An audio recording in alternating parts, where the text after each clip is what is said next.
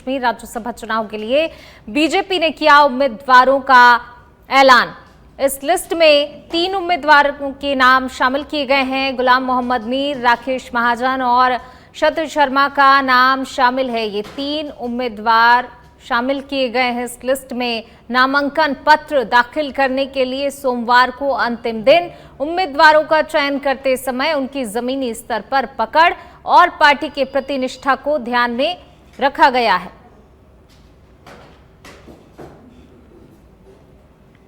तो देखिए लिस्ट में ये 3 नाम जो हैं शामिल किए गए हैं। गुलाम मोहम्मद मीर, राकेश महाजन, शरद शर्मा का नाम इस लिस्ट में शामिल है।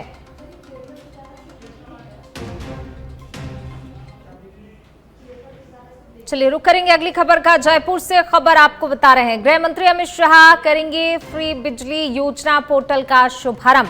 कल 150 यूनिट फ्री बिजली योजना के पोर्टल को लॉन्च करेंगे। 150 यूनिट फ्री बिजली पोर्टल लॉन्च करने के बाद घर की छत पावर स्टेशन बनेगी। छत पर सोलर प्लांट लगाने के लिए उपभोक्ता को कर सकेंगे पोर्टल पर आवेदन। जो उपभोक्ता हैं वो इस पोर्टल के जरिए आवेदन भर सकते हैं। पोर्टल की लॉन्चिंग के लिए ऊर्जा विभाग ने तैयारी भी कर ली है। रूफटॉप सोलर प्लांट लगाने पर पीएम सूर्य घर योजना के तहत 35,000 रुपए मिलेंगे। राज्य सरकार की तरफ से 17,000 रुपए का अनुदान मिलेगा। वहीं ऊर्जा क्षेत्र में आत्मनिर्भर राजस्थान विजन के लिए ये अहम कदम माना जा रहा है। तो केंद्रीय गृह मंत्री अमित शाह फ्री बिजली योजना पोर्टल का शुभारंभ करने वाले हैं। और जिस तरीके से देखिए केंद्रीय मंत्री का दौरा तो काफी महत्वपूर्ण, कई सारी सौगातें, लेकिन उसमें एक सौगात ये भी और आत्मनिर्भर राजस्थान विजन के लिए ये एक महत्वपूर्ण कदम। 150 यूनिट फ्री बिजली पोर्टल लॉन्च करेंगे। कल केंद्रीय गृह मंत्री अमित शाह छत पर सोलर प्लांट लगाने के लिए उपभोक्ता इस पोर्टल के जरिए आवेदन कर सकते हैं। पोर्टल की लॉन्चिंग के लिए ऊर्जा विभाग ने तैयारी भी कर ली है। तो आत्मनिर्भर राजस्थान विजन के लिए ये अहम कदम। और ज्यादा बातचीत के लिए हमारे सहयोगी सुनील हमारे साथ जुड़ गए हैं। सुनील, फ्री बिजली योजना पोर्टल का शुभारंभ करने वाले हैं केंद्रीय गृह मंत्री अमित शाह, क्या कुछ जानकारी? और देखिए आत्मनिर्भर राजस्थान की दिशा में लगातार कदम बढ़ाया जा रहा है और उसी में एक और महत्वपूर्ण कदम इसे माना जा रहा है। देखिए पूनम, पिछले बजट में राजस्थान सरकार ने 150 यूनिट फ्री बिजली की घोषणा की थी। पहले जब कांग्रेस सरकार के समय से 100 यूनिट फ्री बिजली मिल रही थी राजस्थान की जनता को, उसको बढ़ाकर 150 किया गया है। लेकिन उसमें शर्त ये जोड़ी गई है कि 150 यूनिट जो फ्री बिजली उन्हीं लोगों को मिलेगी जो अपने घर पर सोलर प्लांट, छत पर सोलर प्लांट लगाएगा। इसको लेकर बजट घोषणा की जो पूरी तैयारी कर ली गई है। कल केंद्रीय गृह मंत्री अमित शाह का राजस्थान दौरा है और केंद्रीय गृह मंत्री अमित शाह ही इस जो फ्री बिजली योजना का जो पोर्टल है इसकी लॉन्चिंग करेंगे। और उसके बाद तमाम जो बिजली के उपभोक्ता हैं वो 150 यूनिट फ्री बिजली के लिए आवेदन कर सकते हैं। यानी पूरा मसौदा तैयार हो चुका है। कल शुभारंभ हो जाएगा 150 यूनिट फ्री बिजली का। उसके बाद लोग आवेदन कर सकेंगे। उसके आधार पर फिर आगे सरकार है वो सोलर प्लांट है, सभी जो उपभोक्ता आवेदन करते हैं उनके घरों पर सोलर प्लांट इंस्टॉल किया जाएगा सरकार की तरफ से। अब बड़ी बात यही है कि जिस तरह से जो देश और दुनिया में जो एनर्जी को लेकर जो बदलाव हो रहे हैं, जो क्रांति हो रही है और इसका सबसे मजबूत विकल्प है वो सोलर एनर्जी को माना जा रहा है। तो राजस्थान सोलर एनर्जी की दिशा में लगातार कदम बढ़ा रहा है।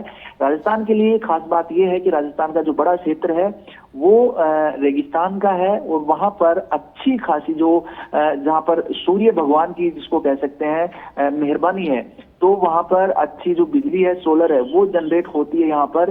तो जो एनर्जी सेक्टर में लगातार राजस्थान जैसे प्रदेश बिजली से जूझते रहते थे हर मौसम में, तो अब जब सोलर की क्रांति आएगी और उस तरह से उपभोक्ताओं को भी सोलर प्लांट से सीधे जोड़ दिया जाएगा, हर घर की छत पर सोलर प्लांट लगा दिए जाएंगे, तो जो सरकार का और जो राजस्थान का जो विजन लेकर जो माहौल बनाया जा रहा है कि आत्मनिर्भर राजस्थान होगा ऊर्जा के क्षेत्र में, तो कहीं ना कहीं ये संभव हो जाएगा जब हर छत पर सोलर प्लांट लग जाएगा।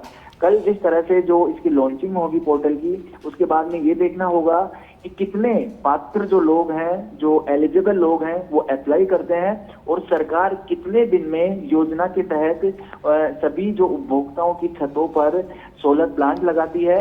क्योंकि 150 यूनिट फ्री बिजली अपने आप में काफी जो आम लोगों को राहत देने वाली बात होगी। और इसके लिए पूरा जो ये इंस्टॉलेशन है सोलर प्लांट का वो बिल्कुल फ्री होगा, जिसमें एक जो केंद्र की योजना है पीएम सूर्य घर योजना, उसके तहत 33,000 रुपए की सब्सिडी मिलेगी और 17,000 की सब्सिडी है वो राजस्थान सरकार देगी। यानी मोटा मोटी 50,000 की जो राहत है बिजली उपभोक्ताओं को वो मिलेगी और 50,000 रुपए में ही वो सोलर प्लांट है वो लगेगा। तो ऐसे में सोलर प्लांट फ्री होगा। उसके बाद में उस सोलर प्लांट से 150 यूनिट तक जो बिजली की खपत है वो उपभोक्ता कर सकता है और अगर इससे ज्यादा बिजली अगर प्रोड्यूस कर रहा है तो उस बिजली को वो सरकार को बेच भी सकता है। तो बड़ा कदम है आत्मनिर्भर राजस्थान में, आत्मनिर्भर ऊर्जा के क्षेत्र में, और एक जो नई क्रांति है जो एनर्जी की, उसको राजस्थान में मजबूत बनाने की। पूनम जी, शुक्रिया सुनील इस तमाम जानकारी को साझा करने के लिए। तो देखिए, महत्वपूर्ण कदम आत्मनिर्भर राजस्थान की दिशा में इसे माना जा रहा है।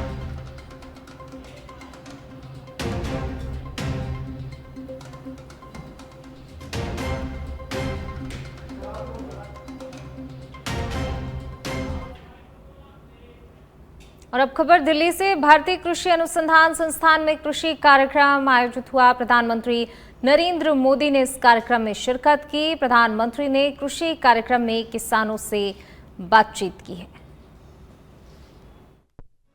जय मान लीजिए किसी के पास 4 बीघा जमीन है, आप उसको एकदम को उसको प्राकृतिक खेती कहोगे तो हिम्मत ही नहीं करेगा, भाई भूखा मर जाऊंगा। लेकिन उसको ये कहेगा भाई ठीक है, हमारी बात मत मानो, इसके 4 टुकड़े कर दो, एक बीघा में हम जो कहते हैं वो करो, 3 में तुम जो करते थे वही करो, सही है। 2 साल तक हमारे साथ चलो, तो उसको सफलता मिलेगी। फिर वो 1 के 1.5 करेगा, 1.5 के 2 करेगा, फिर उसका विश्वास है। हम एकदम से कहेंगे नहीं 4 बीघा बंद कर दो और ये कर दो, तो संभव नहीं है। वो खाएगा क्या, बेटा डरता है वो। मैं चने और मसूर और उड़द की खेती करता हूँ सर, और वैसे तो जमीन कम है मेरे पास, 2 एकड़ है, ज़्यादा नहीं, पर थोड़े 100 में सर मैं कर लेता हूँ। देखिए किसान 2 एकड़ में भी मिलकर कर देता है। थोड़े जैसे उसको जमीन कितनी छोटी है बड़ी नहीं, उसका दिमाग बहुत बड़ा होता है जी, साहस हिम्मत बहुत बड़ी होती है। अच्छा, आपको कभी ये विचार आया कि चलो मेड पर हम बाढ़ करते हैं, पड़ोस वाला घुस न जाए, वो भी बाढ़ करता है और 1.5-2 मीटर जमीन हमारी खराब हो जाती। अगर मिल करके वहां सोलर लगा दे, उसका सोलर उधर की तरफ झुकेगा, आपका सोलर इधर झुकेगा, आपकी बिजली आप कमा के बेच के दोगे, वो बिजली वो बेच देगा। हाँ, ये दिशा में जाना चाहिए। सरकार पैसे देती है इसके लिए, उसी दिशा में जाना चाहिए। हाँ, दूसरा एक मुझे लगता है रिचार्जिंग वेल की ओर जाना चाहिए। हमने पानी जो बारिश का आता है नीचे जाए उसके लिए कोशिश करें, तो पानी का लेवल ऊपर आ जाता है, तो बहुत फायदा होता है। चलिए, बहुत अच्छा लगा। आप लोग बड़े साहसिक किसान हैं और बहुत अच्छी मेहनत करने वाले लोग हैं, लेकिन प्रयोग कर रहे हैं। चलिए रुक करेंगे अगली खबर का। सिरोही के आबू रोड से खबर आपको बता रहे हैं। आरएसएस के वरिष्ठ नेता इंद्रेश कुमार ने तलैटी में एक संस्था की ओर से आयोजित वैश्विक शिखर सम्मेलन में भाग लिया। मीडिया से रूबरू होते हुए उन्होंने बांग्लादेशी शरणार्थियों पर बड़ा बयान दे दिया। उन्होंने कहा कि बांग्लादेशी शरणार्थियों को पूरी दुनिया के मुस्लिम देशों में डिस्ट्रीब्यूट कर देना चाहिए, समस्या स्थायी रूप से ही खत्म हो जाएगी। मीडिया से बात करते हुए इंद्रेश कुमार ने कहा कि मैंने मुस्लिम सम्मेलनों में कहा है कि अब पाकिस्तान और बांग्लादेश को ठीक रास्ता लेना होगा। अब समय आ गया है कि जितने बांग्लादेशी शरणार्थी स्थापित हैं, सब मुस्लिम देशों में 2-3 लाख शरणार्थी रख देने चाहिए।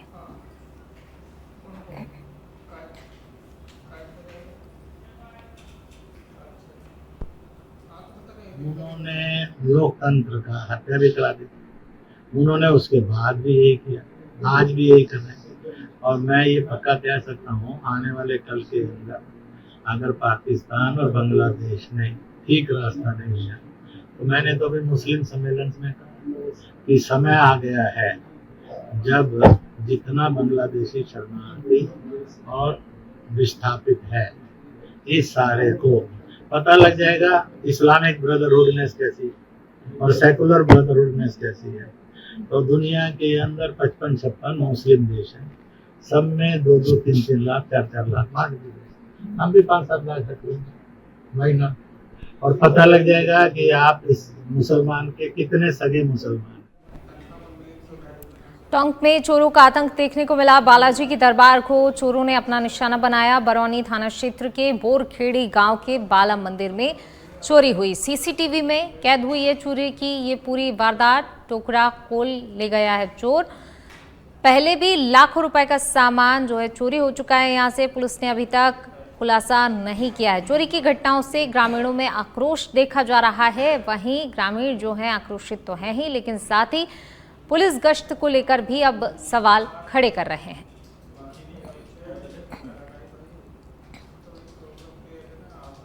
तो सीसीटीवी कैमरे में कैद हुई है चोरी की पूरी वारदात और लगातार जिस तरीके से एक के बाद एक चोरी की घटनाएं सामने आई हैं, इसको लेकर ग्रामीणों में काफ़ी ज़्यादा नाराज़गी है और इसको लेकर ग्रामीण जो हैं पुलिस की कार्यप्रणाली पर भी कई सवालिया निशान खड़े कर रहे हैं। तो बालाजी के मंदिर को चोरों ने अपना निशाना बनाया। बोरखड़ी गांव के बालाजी मंदिर में चोरी हुई है। सीसीटीवी कैमरे में ये पूरी वारदात कैद हुई। खबर, रिलायबल नेटवर्किंग कंपनी के नाम पर लोगों से करोड़ों की ठगी करने वाले दंपति श्री राम सैनी और उसकी पत्नी नीना देवी को पुलिस ने गिरफ्तार कर लिया है। दोनों 13 साल से फरार चल रहे थे। आरोपी दंपति ने खुद को नई पहचान और नाम के साथ दिल्ली में छिपा रखा था, जहां से दौसा पुलिस ने दोनों को ही गिरफ्तार किया था। इसके बाद झुंझुनू कोतवाली पुलिस ने दोनों को प्रेक्षण वारंट पर गिरफ्तार किया है। पुलिस आरोपियों से लगातार पूछताछ में जुटी हुई है।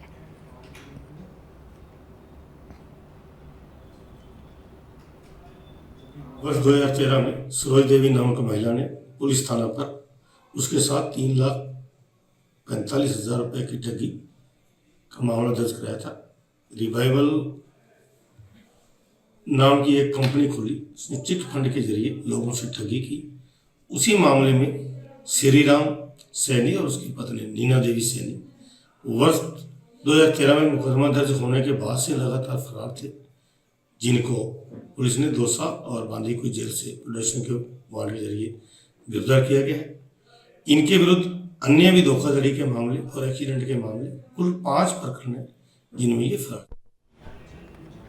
जयपुर के चाकसू से खबर, दीपावली जैसे प्रमुख त्योहार से पहले भी चाकसू कस्बे की सफाई व्यवस्था पटरी पर नहीं लौट सकी है। नगर के कई क्षेत्रों में कूड़े के ढेर लगे हुए हैं और इन्हीं में निराश्रित गौवंश भोजन की तलाश में मुंह मारते देखे जा रहे हैं। स्थानीय नागरिकों का कहना है कि ना तो नियमित कचरा संग्रहण हो रहा है और ना ही नगर पालिका द्वारा कोई विशेष साफ सफाई अभियान चलाया गया है। कई बार शिकायत की गई, शिकायत करने के बावजूद प्रशासन उदासीन बना हुआ है। कस्बे के SBBJ बैंक, दलालों का मोहल्ला, फागी रोड सहित कई स्थानों पर गंदगी का आलम है और ऐसे में त्योहार की खुशियों के बीच बीमारियों का खतरा भी अब मंडरा रहा है। स्थानीय लोगों ने इस दिशा में नगर प्रशासन से ध्यान देने की मांग की है।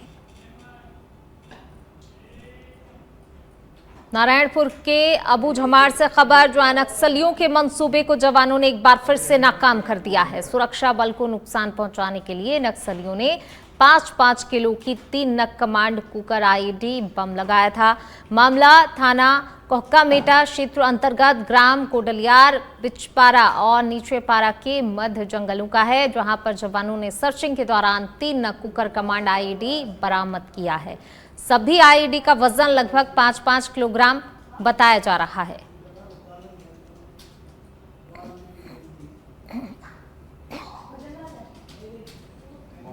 तो 3 नग कुकर कमांड IED बरामद किया गया है। सभी IED का वजन लगभग 5-5 किलोग्राम बताया जा रहा है। चलिए बढ़ेंगे आगे, बात अगली खबर की। सवाई माधोपुर से खबर आपको बता रहे हैं, जो अखिल भारतवर्षीय गुर्जर गौड़ ब्राह्मण महासभा प्रांत इकाई राजस्थान के अध्यक्ष सुरेश कुमार, उपाध्यक्ष प्रदेश संयोजक विशाल शर्मा और महामंत्री राधेश्याम शर्मा ने सुरेंद्र शर्मा को एक बार फिर प्रदेश सूचना एवं प्रसारण मंत्री के पद पर मनोनीत किया है। ये जिम्मेदारी सुरेंद्र शर्मा को पिछले कार्यकाल में महासभा के लिए रहे समर्पण स्वभाव, उनकी कार्यशैली को देखते हुए दी गई है। सुरेंद्र शर्मा का कार्यकाल 2025 से 2029 तक के लिए बढ़ा दिया गया है। तो एक बार फिर विश्वास जताया गया है सुरेंद्र शर्मा पर। अखिल भारतवर्षीय गुर्जर गौड़ ब्राह्मण महासभा सुरेंद्र शर्मा का कार्यकाल 2025 से लेकर 2029 तक के लिए बढ़ा दिया गया है। खैर, थल तिजारा से खबर, जहां दिवाली से पहले खाद्य सुरक्षा विभाग अलर्ट है।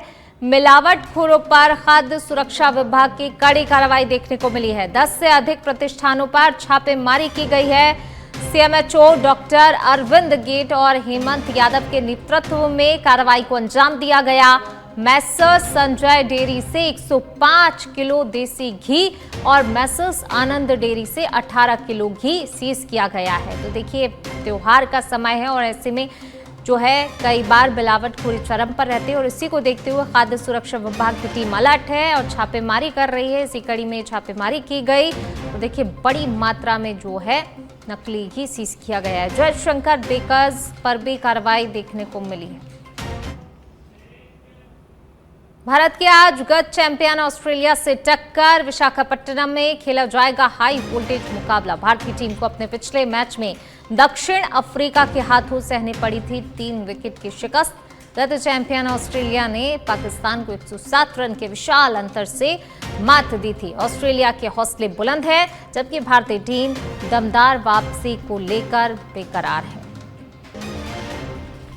तो देखिए, भारत की आज ऑस्ट्रेलिया से टक्कर और देखिए इस पर सभी की निगाहें होंगी। ऑस्ट्रेलिया जिस तरीके से अपनी जीत दर्ज करता रहा, इसको लेकर ऑस्ट्रेलिया के हौसले बुलंद हैं। विशाखापट्टनम में आज जो है मुकाबला होगा, ऑस्ट्रेलिया के हौसले बुलंद हैं, जबकि भारतीय टीम दमदार वापसी को लेकर तैयार है।